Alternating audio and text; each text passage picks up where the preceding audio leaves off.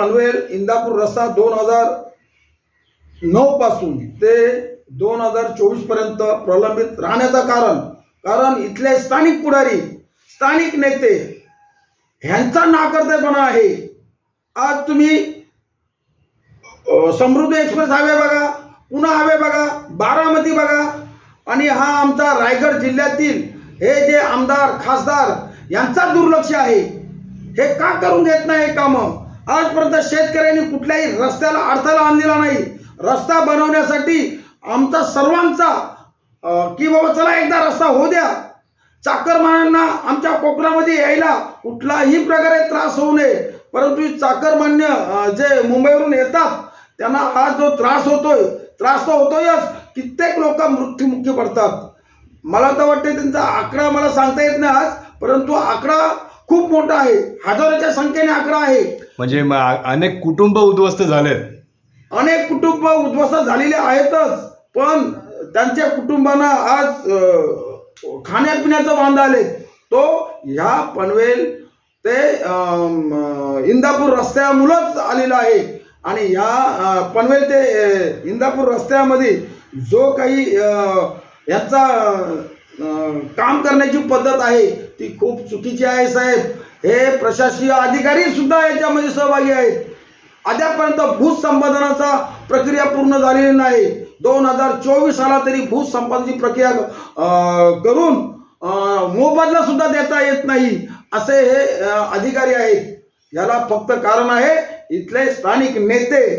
म्हणजे आपण बघतो की गडकरी साहेबांची ख्याती जी आहे केवळ महाराष्ट्र नव्हे तर अखंड भारतात आहे, तरी सुद्धा आपल्या या रायगड जिल्ह्यामध्ये स्थानिक नेते असून गेले अनेक सरकार बदली झाला, गेले अनेक वर्ष 3-3 कॉन्ट्रॅक्टर बदली होत आहेत, अनेक सरकार बदली होत, तरी हा महामार्ग उपेक्षित का? काय सांगाल साहेब? याला जबाबदार कोण? आम्ही गडकरी साहेबांचे अभिनंदन करू। वेळोवेळी या रस्त्यासाठी फक्त पैसे दिले। मला तर वाटते 3 ते 4 वेळा या रस्त्यासाठी पैसे दिलेले आहेत, त्यांचं आम्ही अभिनंदन करतो। पण इथले प्रशासकीय अधिकारी आहेत हे भ्रष्टाचार करतात, या रस्त्यामध्ये मोबदला देण्याची प्रक्रिया पण ते चुकवतात आणि शेतकऱ्याला खोटी आश्वासन देतात। आजपर्यंत कुठलाही शेतकरी त्यांना अडथळा येईल नाही, परंतु यांनी जो आश्वासनं दिलेली आहेत ती चुकीची आहे। तर साहेब, मी समजू शकतो, तुमची भावना समजू शकतो, कारण तुम्ही स्थानिक शेतकरी आहात, तसेच महाराष्ट्र राज्य बळीराजा संघटनेचे तुम्ही अध्यक्ष आहात। जर डागडुजी केली नाही तर आम्ही रस्त्यावर उतरून आंदोलन करू।